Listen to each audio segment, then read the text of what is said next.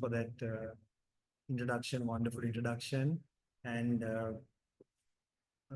first of all, I would like to thank you, Madam, for giving me this opportunity to talk on this important topic, and the board of directors of the Servants of the Buddha, and also for the audience who have come here in person, and the online audience as well. I want to thank you all for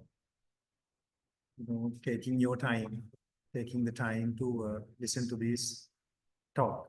So as it is customary to start the discussion, the talk with a meditation session, I would like to guide us all through a 5-minute mindful breathing meditation session.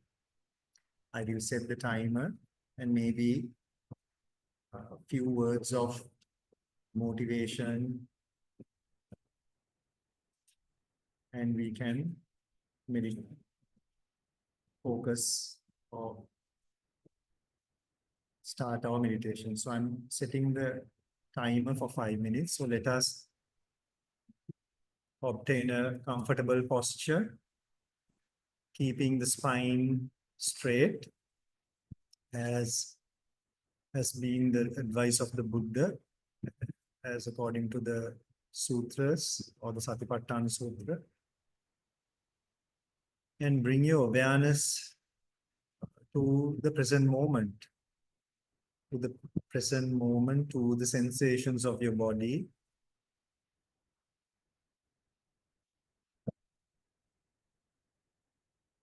And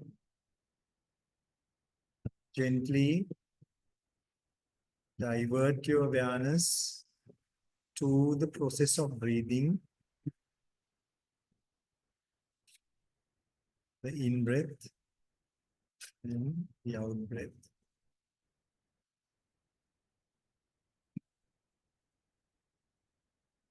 Try to experience the physical changes that occur when you're breathing in, and the physical changes that occur in your body that you can experience when you're breathing out. And make a determination to experience every in-breath and every out-breath for the next 5 minutes. The mind will wander off from this meditation object, and you can always bring it back to the present moment, to your breathing.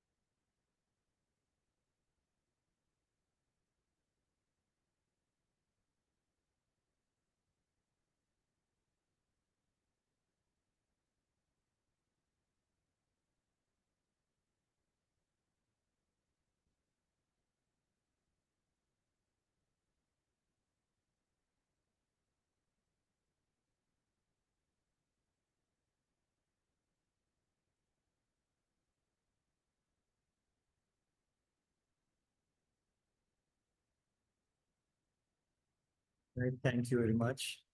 Um, so now getting back to the topic, as Prof. Manori uh, Senanayaka mentioned, today I'll be talking about the Buddha's teachings on Appamada.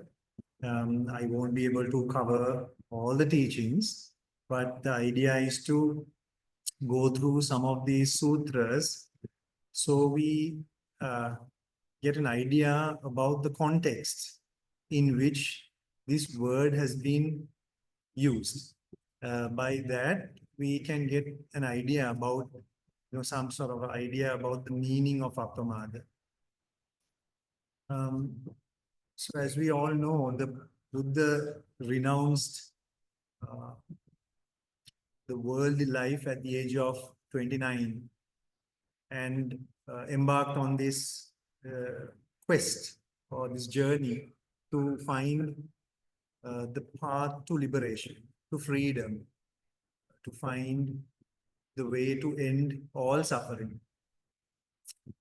And he tried indulging in sense pleasures before renunciation, and that didn't bring him happiness. It didn't end suffering. And for 5 years, he tried extreme self-mortification, extreme measures, and deprived himself of food, shelter, subjected himself to extreme hardships to see whether the end, that's the opposite of sense pleasure, is to, you know, give constant or deprive the senses of pleasure, instead bombard the senses with pain and try to overcome suffering through that. That's called Atta Kilmatana Yoga. Kama Sukhalupana Yoga is the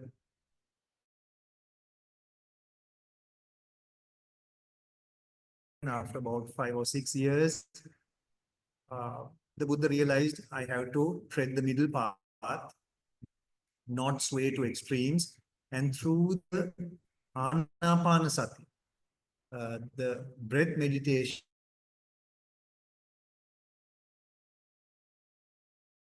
his own effort.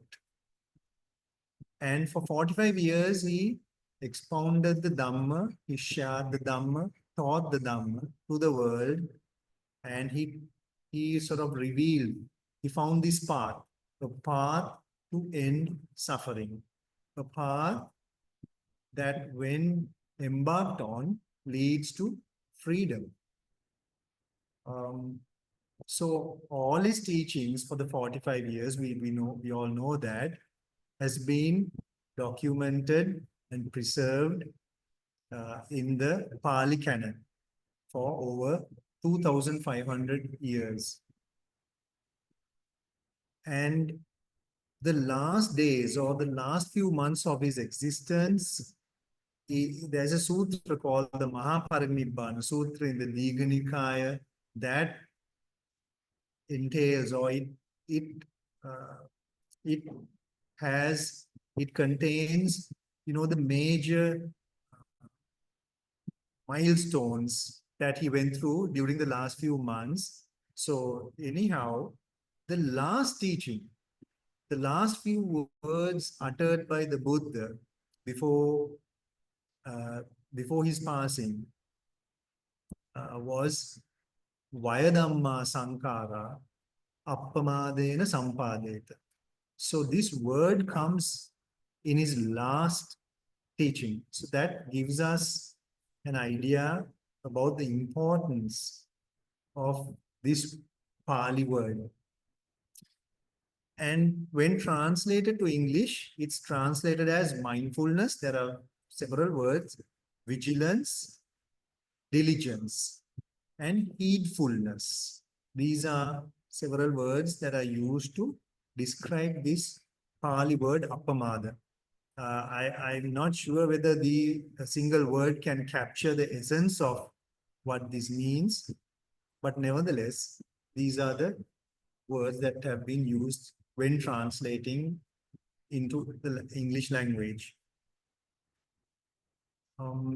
So this, the last teaching, Vaya Dhamma Sankhara, is a very pertinent statement given the context, isn't it?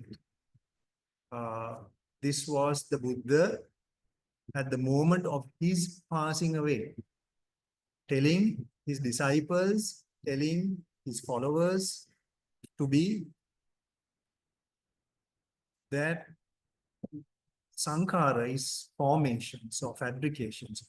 All formations is subject to decay and passing away. That's a law of nature. All formations, even the Buddha, now at the moment of his passing, the Buddha cannot avoid this fate, avoid this reality. The Buddha has to pass away. And the Buddha is telling us, like that, all of you, all of living beings, all of experience will one day, all formations will one day fade away, will one day cease to exist. But the Buddha has achieved his goal, isn't it? Even though he has faced with this imminent reality of passing away, the Buddha has escaped samsara. The Buddha has achieved freedom. And the Buddha is telling us, observe Vaya Dhamma Sankhara. Experience the fading away of all formations. All of our experiences are due to formations. They are based on sankharas. If you look at, so going back, so this is what the Buddha wants us to see, to experience the vaya, the decay of sankhara. Appamadena sampadeta is cultivate appamada, cultivate mindfulness, cultivate diligence, cultivate heedfulness, cultivate vigilance.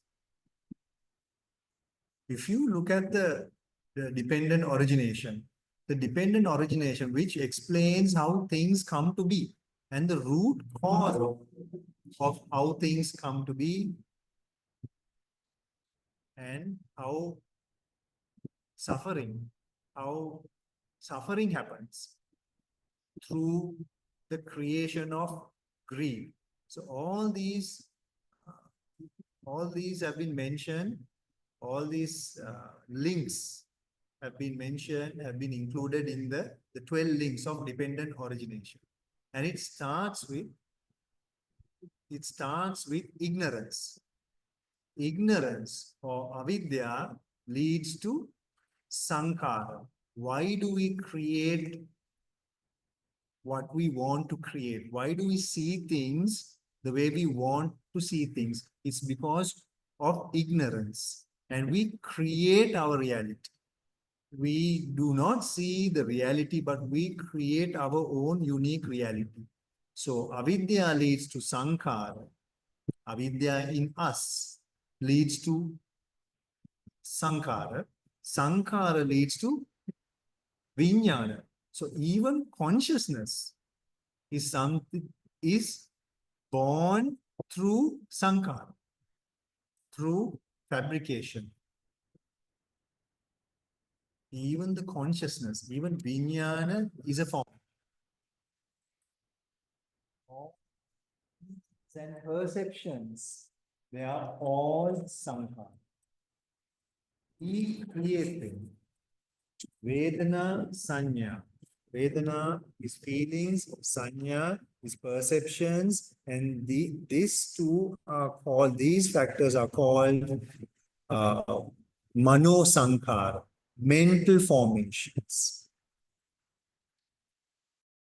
Then vitakka vichara, these are thoughts, commentaries, applied thought. That's how vitakka is translated into applied thought, aiming, the quality of aiming to an object, aiming to what you want to talk about, aiming to what you want to experience. That aiming quality is called vitakka. Vichara is the commentary. These are verbal formations or verbal fabrications or called vachi sankara. And then the creation of this body, kaya, is kaya sankara. We do that through the anapanasati. We own this process of breathing. We feel that it is our breathing. We feel that this is the breathing that sustains this body. So this is kaya sankara. This is the formation. So all formations are subject to decay and fading away. So this is, if you can see that, if you are diligent enough to see that, you can escape the cycle of sansara. You can escape the cycle of suffering. You can reach freedom. So with that, I would, and if you do that, if you come to a state where all the formations we spoke about, the consciousness, Vedana, Sanya, even the Rupa, even Sankara itself, which constitute the 5 aggregates, all these appear and disappear. The disappearance or the fading away is vaya Dhamma. So this is seeing the impermanence. Vaya Dhamma Sankara is seeing the impermanent nature of phenomena. So in this last words, the Buddha is telling us to see impermanence. Samudaya Vaya. What Vaya? Before Vaya, something has arisen. So the Buddha wants to see impermanence of the 5 aggregates. He wants us to cultivate the perception of impermanence, not the perception or the permanent notion we have in our minds. So that is what the Buddha is telling. So with that, I would like to quote another sutra from the Dhammapada. There is a collection of stanzas in the Dhammapada, which is called the Appamada Vagga.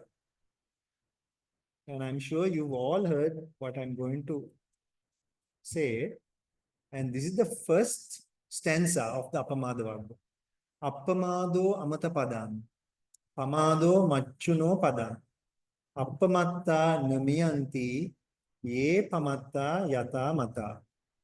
Translated, heedfulness leads to immortality. So that's appamada. Heedlessness leads to death. The heedful are immortal. The heedless, though living, are like the dead. So this is gives a very strong message and a very strong case for us to experience appamada, to be diligent. And at the time of our passing away, if we have come to this level, we are not going to pass away. We are going into the deathless. Even though in convention we are going to pass away, we have overcome passing away while living. That's what the Buddha wants us to experience. The Buddha wants us to experience the deathless while living. For that, appamada has to be, is an essential quality one has to cultivate. And let us go through some other sutras to get an idea about this. There are a lot of nuances, a lot of shades of meaning in this word appamada. So I have here with me a sutra which is called the Kalyana Mitta Appamada Sutra. So this article was written by Dr. R.V. Ubesekar. It's in the internet. You can download it for free. And this sutra comes in the Kosala Samyutta of the Sagata Vagga. Here, when the Buddha was staying at Savatthi in the Jetha's grove at Anathapindika's monastery, the Buddha was visited by Kosala, the great king, and he asked the Buddha, he has been given that privilege to visit the Buddha whenever he wants because he's a king. And he asked the Buddha, Venerable Sir, while I was in quiet seclusion, this thought occurred in my mind. Well proclaimed is the Buddha's teaching. It is only for those who have good friends, good companions, and those inclined to do the good. It is not for those with bad friends, bad companions, and those inclined to do bad. And the Buddha agrees with the king. That is right, great king. That is right, great king. While agreeing, the Buddha adds another bit to what the king suggested. Therefore, great king, you should train yourself thus. I will have spiritual friends, good companions, with inclination to the good.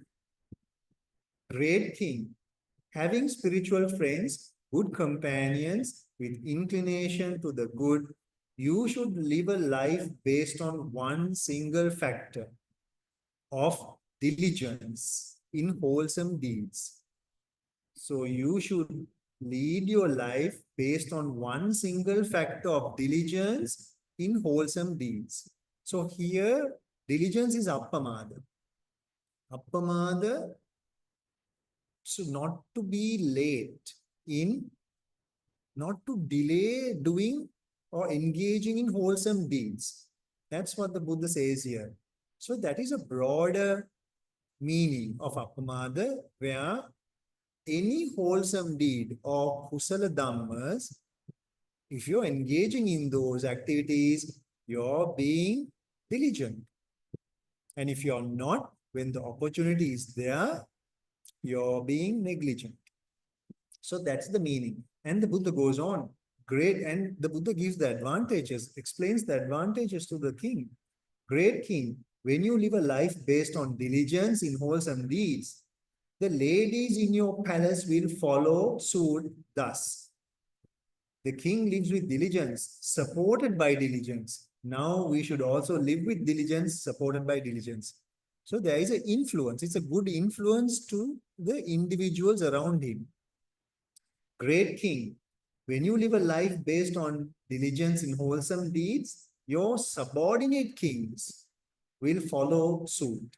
The king lives like this, so we need to cultivate diligence, and they will live with diligence, supported by diligence.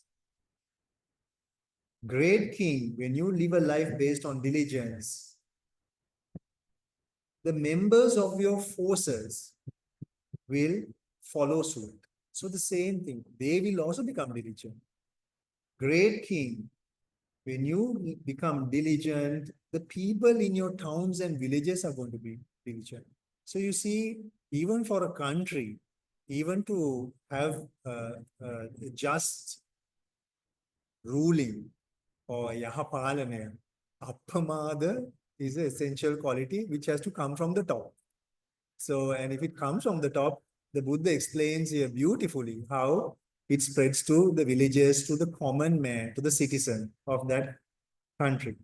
And then the Buddha says, great king, when you live a life with diligence in wholesome deeds, not high-powered vipassana meditation, diligence in wholesome deeds, you yourself will be secured and protected. The ladies in your palace will be secured and protected. The subordinate kings will be secured and protected. The forces, members of the forces will be secured and protected. The common man will be secured and protected. So there is a protection of the Dhamma that will also sort of spill over to the people around you. And also the Buddha mentions here, this is a very important message for people embarking in entrepreneurship, or one wishing abundant wealth should practice constant diligence. So even if you feel that, okay, you need to acquire wealth in a just manner, it's going to be diligence that's going to be helpful. The wise praise the constant diligence in wholesome deeds. The one who with diligence attains the goal is called a wise person. So this is the sutra, Kalyanamitta Appamada Sutra.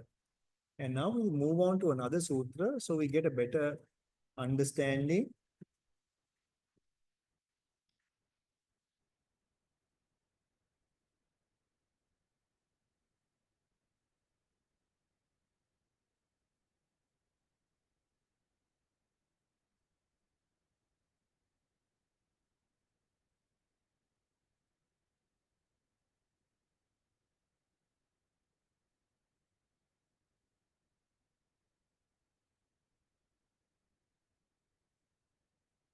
So there's another sutra in the Samyukta Nikaya.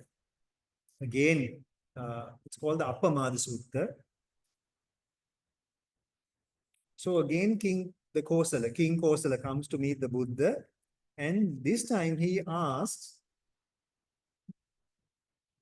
is there, Lord, any one quality that keeps both kinds of benefits, that brings both kinds of benefits, benefits in this life and benefits in lives to come?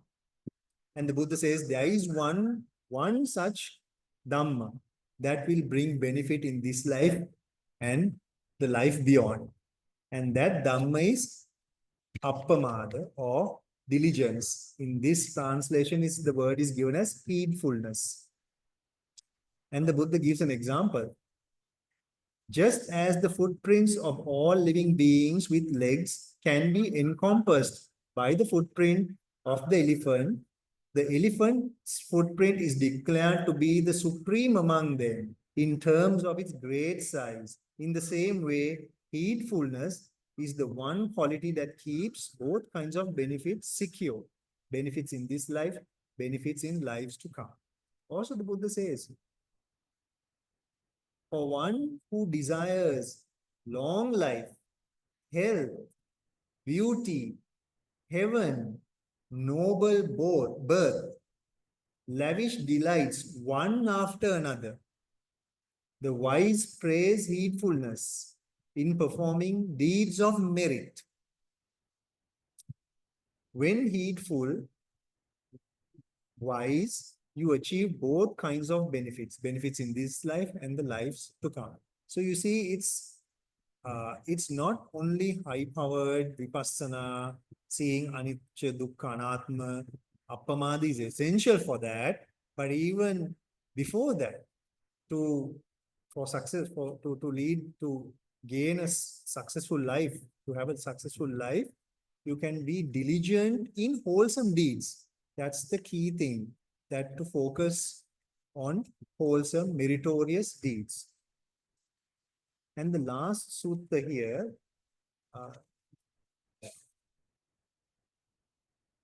again, this is in the Anguttara Nikaya.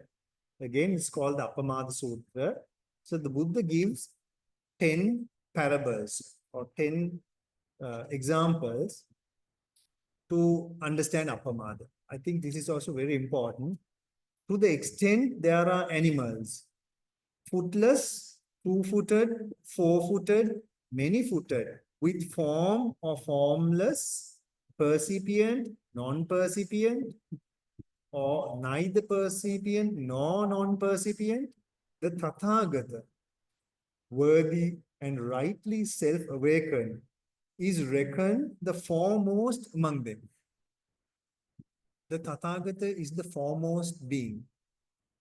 In the same way, all skillful qualities are rooted in heedfulness, converge in heedfulness. Heedfulness is reckoned the foremost among them. So like that, there are 10 more examples. I'll quickly go through these examples. We spoke about the footprint. That's the second example. third example or the third parable, just as the rafters in a peak roofed house, all we have a good example here just above us.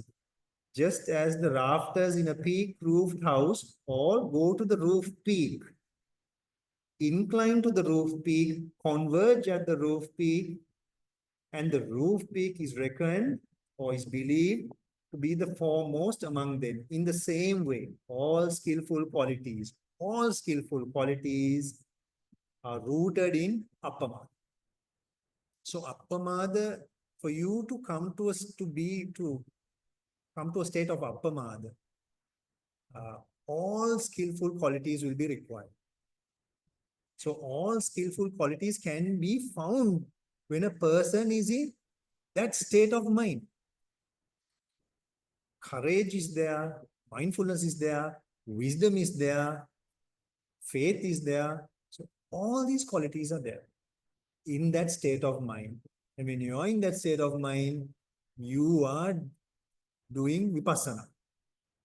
Appamada, to that degree, we are going beyond wholesome deeds or meritorious deeds, and you're like dana and sila, and you're moving on to vipassana. Appamada is yoniso manasikara. Appamada is vipassana. You see impermanence, you see suffering, you see non-self. All these things, they are present in that moment when your mind is diligent. So just as all the root fragrances, black aloe's root is reckoned to be the foremost. In the same way, all skillful qualities are rooted in Appamada. They converge in Appamada.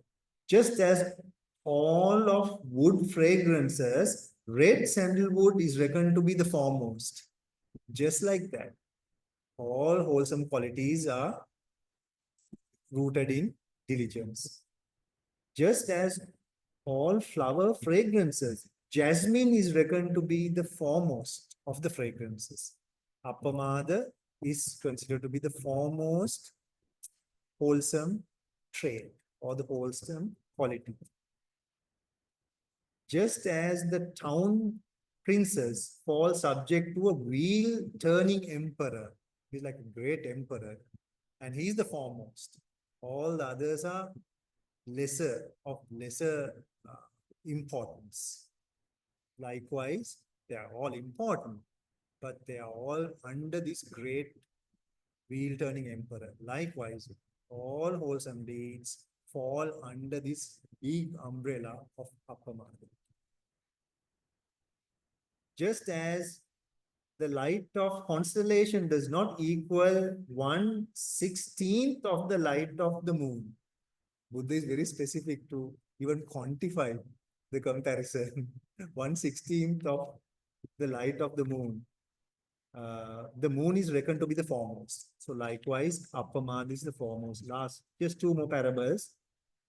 Just as the last month of rains in autumn, when the sky is clear and cloudless, the sun, everything is clear, cloudless, but the sun is the most clear, overpowers the space and immersed in darkness, shines, blazes and dazzles.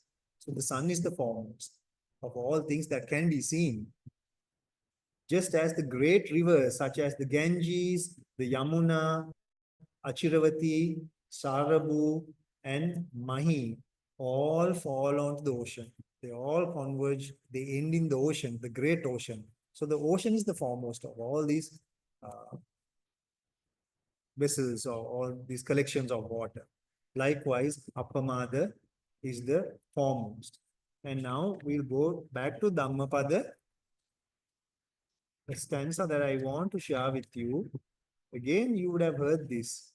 So why do we say Appamada is mindfulness? If Appamada covers all dhammas, the reason is mindfulness. If you think of all the dhammas that you require to achieve enlightenment or to liberate yourself from samsara, all these qualities or all these dhammas are grouped or they are enumerated. They are all aligned and they are called the 37 factors of enlightenment. Sattis Bodhipakshika Dharma. So all these dhammas start with Satara Satipatthana, starts with mindfulness. So mindfulness, if you are mindful, if you practice mindfulness, you are eligible. You deserve to experience all the rest of the dhammas in the 37 dhammas of enlightenment. One after the other, you're going to achieve these dhammas. So I think that's the reason why Appamada and all these dhammas, all 37 fall under Appamada. So this stanza is the fourth stanza. Uttanavato satimato suchikammassa nikkamma karino sanyatassacha dhamma jivino appamattassa yo yasobi vadati. The fame of him who strives after perfection, uttanavato, courage, effort, ardent effort, is mindful, satimat, is pure indeed, suchikammas, considerate, I think it's nisammakarinu, is restrained, righteous and heedful, sanyatassacha, restrained, Dhamma jivino, righteous and heedful, appamattas, and spreads far and wide. The fame, the good name spreads far and wide. So this also tells us the four qualities of Appamada. Uttanavato satimato. Mindfulness is there, virya is there, because you have to be in the present moment. So coming to, from a meditator's point of view, what does Appamada mean? Appamada means being in the present moment. If you're in the present moment, you're diligent. If you are wandering, if you have missed this moment, if you have escaped to the past, wandering into the future, you're not in the present moment. So we need to examine this so-called present moment. What is this present moment? Is it something that can be grasped? Is it something that can be fixed? The present moment is an ever-changing phenomena, isn't it? If you look at the seconds hand of a clock, let's say it strikes or it reaches the 12, the sort of, and then from that point, it's zero, isn't it? Zero. The second hand starts counting from zero and it goes to zero is mentioned as 12 in the clock. So it moves to 1 second, 2 seconds, and it goes on. So when it's at the 0 or the 12 mark, that's the present moment. The 1 is the future. The 59 second is the past. So what happens in a split next second? The 12 or the 0 becomes the past. What was present became the past so quickly. And we see a present moment because of these second hands. Should be removed, I'm suggesting. If you had a indicator, an arm that moved to the speed of 0.0000001 second, you wouldn't see anything stopping. So how can you latch on to this present moment? What is this present moment? It's ever changing. It's being born. It's being born from the future and it goes to the past. It never stays in one place. It's never constant. Your past cannot be changed. It is engraved in stone. Once the past is created, engraved, permanent notion. When you think of the past, it can't be changed. When you think of the future, we don't know what will happen in the future, but there is a future. There is definitely a future and nobody can argue with that. That is a permanent phenomenon. the present, is it permanent? Can you have a permanent mindset to dwell in the present moment? It's changing. You have to keep pace with it. You have to, uh, you have to, speed up with what's happening. So your mindset, when you're trying to achieve, when you're trying to beat time, your mind is going to change. It's going to start seeing impermanence. The only way to be present all the time is to have impermanence, to experience impermanence. Anitya sanya. If you have nitya sanya, the moment it becomes nitya, go on to the past. Or you're thinking of the future. You've missed the present. Present moment means anitya sanya. It is not permanent. It's ever changing. So if you are experiencing that, you are experiencing the experience of anitya, animitta. You can't grasp onto it. So to come to this state, you are using nitya sanya. You are using something solid like the in-breath and the out-breath. You are using that. But this is taking you to a place, is bringing you closer to this point of, or this experience called the present moment. When you're there, you know you're in the present moment because you're not wandering to the past, you're not wandering to the future, and your mind doesn't latch on to any object. It can't latch. The moment it latches on to something, past, pramada, negligent, heedless. So it is challenging. So you have to have that constant vigilance. Always bring back, come to the present moment and not to latch on to the object. We have initially you are taught to latch on to the object. Here, the practice at this level is not to latch on. To come to a state where it's not a physical thing anymore. You are dealing with nama dharmas. You are dealing with a sanya, and that's called the sanya of impermanence. So when you're practicing with the in-breath and out-breath, when you feel the in-breath, you're feeling the middle part of the in-breath, the rough part, the gorosu, the rough, the obvious experience. But as the in-breath approaches the out-breath, as it starts fading away, you don't feel. The meditator will say, I don't feel breathing. I can't experience the breath. As you move to the end, as the in-breath is being born, the beginning, again you don't feel. But you know that this is the in-breath, even though you don't feel. So at this stage, when you know that you're experiencing the in-breath without feeling, and then you come to the middle, you are experiencing the in-breath with a physical friction, some sort of tangible experience. You're going back to the end, you can't feel. Yet you have diligence. So this is teaching you Appamada. This is taking you to match or to keep pace with the present moment. So this is a bit confusing for meditators. When they don't feel anything, I can't feel the body, I can't feel the breath is not there. Now, that's wrong. Imagine a scenario, a real life scenario where there is a power cut or a power outage and it's pitch black. What are we doing? You have a memory. You've seen the environment that you're in, and you remember that.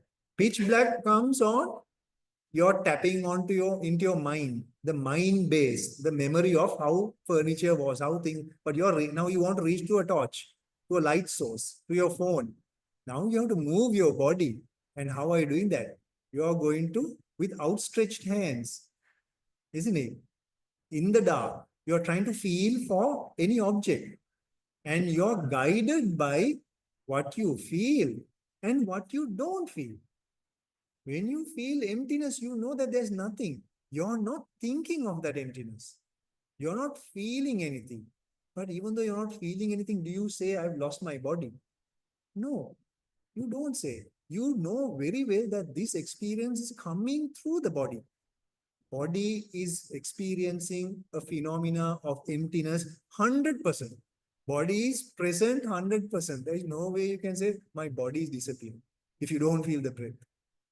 So at this stage, in the Satipatthana Sutra, the Buddha says, this is Sabbakaya Patisangvedi Asasisamsikari. You see the entire breath, but the entire breath consists of what you feel and what you can't feel. The entire spectrum of bodily sensations. And then you don't call breath. That's why the Buddha doesn't say Aswasa Sabbakaya Patisangvedi. Because if you look at your limb, what you see is some bits that you can feel and some bits that you can't feel. That's what you see. You can create the limb. You can create the breath, but what you feel is no different wherever you look. It may be the breath, it may be a part of your body, but you feel something, you don't feel something. All through the body. Kaye kayanupassi viharati. And you're dwelling there. You're dwelling there now, there is no margin, you can't distinguish breath from body. And now you see this kaya, this body, is different from the body that you generally see. The body that we have a view of our body. This is completely different, but it is more liberating. It is less stressful. And now you see the building blocks, how the body is created. Even this body is not going to last. This is not something you can hold on to. This body also is based on some form of wanting to see the body, some form of permanence, some form of ownership is here. So even this starts fading away, or you see the rising of this experience. It's a knowledge. It's actually like a perception of body. You know, it's something you know because you can't feel, you can feel, you can't count on something tangible. So you know this. And the knowing starts. There's a beginning of that knowing and there's an ending of that. Samudaya Dhammanupassiva Kaya Kasming Virati, Vaya Dhammanupassiva Kaya Kasming Virati. Even that, there is a permanent notion. This is Samudaya. This is Vaya. You don't see anything. There's empty. No, you are not going to latch on to that. The Buddha doesn't want you to latch on to anything. He wants you to have that impermanent state of mind. The mind that is not trying to understand anything, the mind that is purely observing, that is called vipassana. So now you come to samudaya vaya dhammanupassiva kaya kasmin virati. There is no vaya, it's just a flux. There is no beginning, there is no end. There is just continuity. There is just change. There is just impermanence. Because things are changing. You can't define permanent. You can't have permanence. So in that stage, your mind has been freed from attachment to the body. In that stage, if you cultivate it, that stage you are diligent.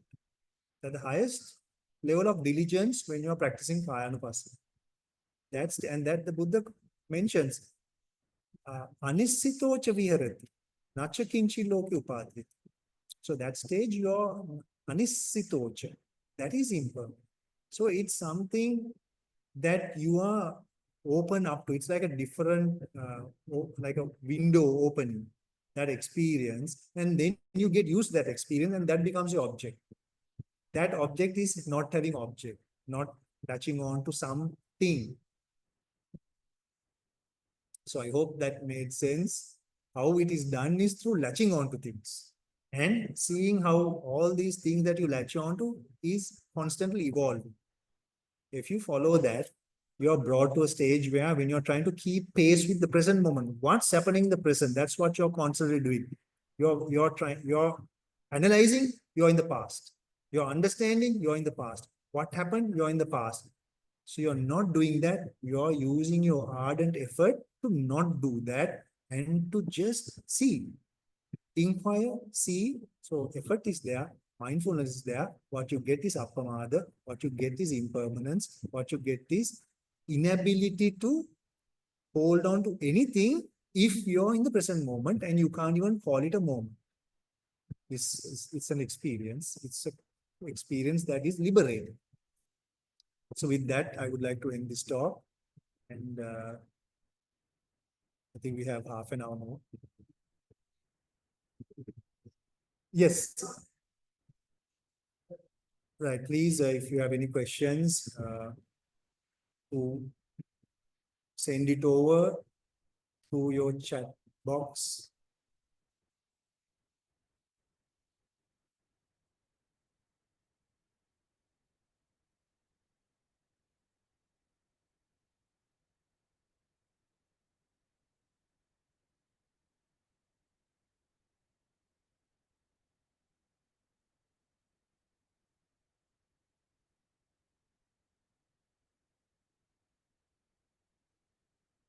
Right, the chat box. See?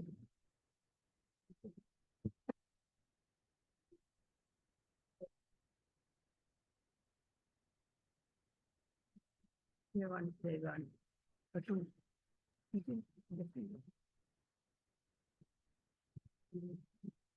Oh, please turn up the volume a bit. Thanks. Right. So Please increase the volume. volume. The other one, it will be Same thing. Sorry about that. then that will be all right from the when we upload it. Yes, when we upload this, it'll be, I think you can hear it well, the uploaded version.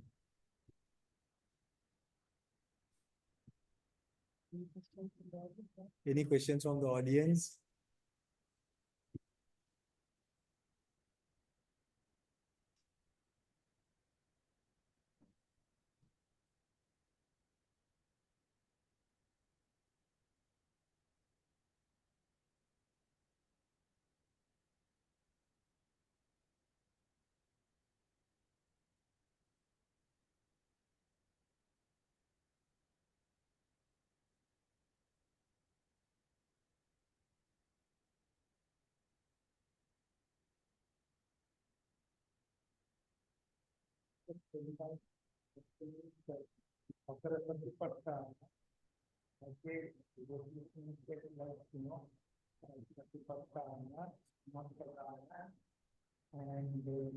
Irudipada, Satara Irudipada,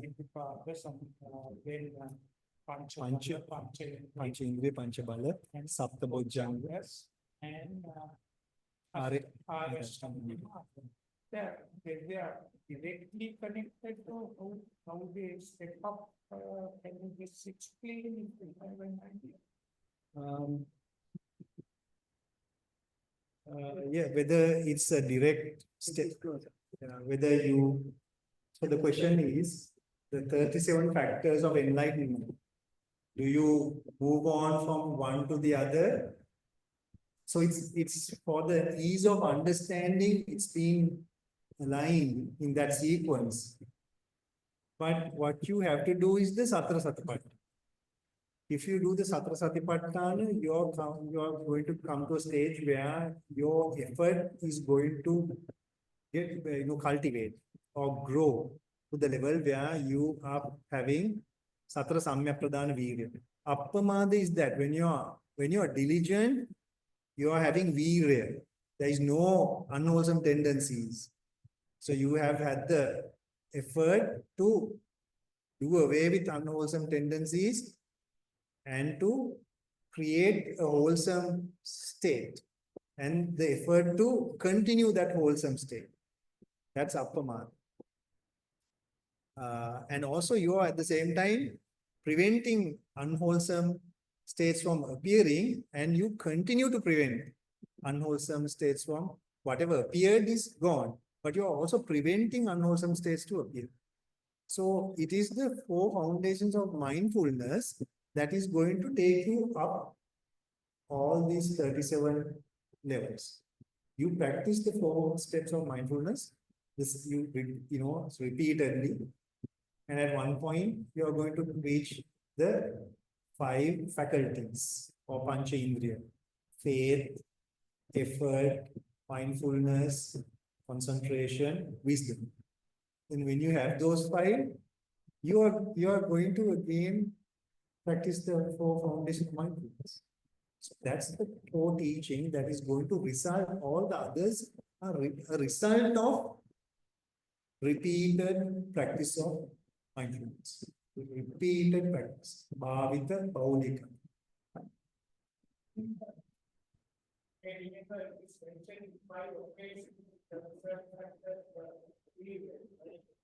Yes, seven. Yeah, seven. Or you are nine, I think. Satra Samyapadana already four. Then the five faculties you have Virya. Five powers you have Virya. That's six. Then factors of enlightenment you have Virya. That's seven. And then Arya Ashtanga Madhya you have Virya. That's eight. Satara Irdipada, Chanda Chitta Virya. That's nine. Virya comes in 9 places.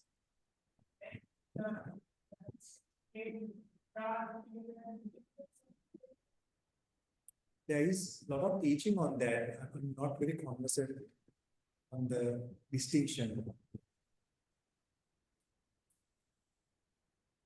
Nekkhamma Virya,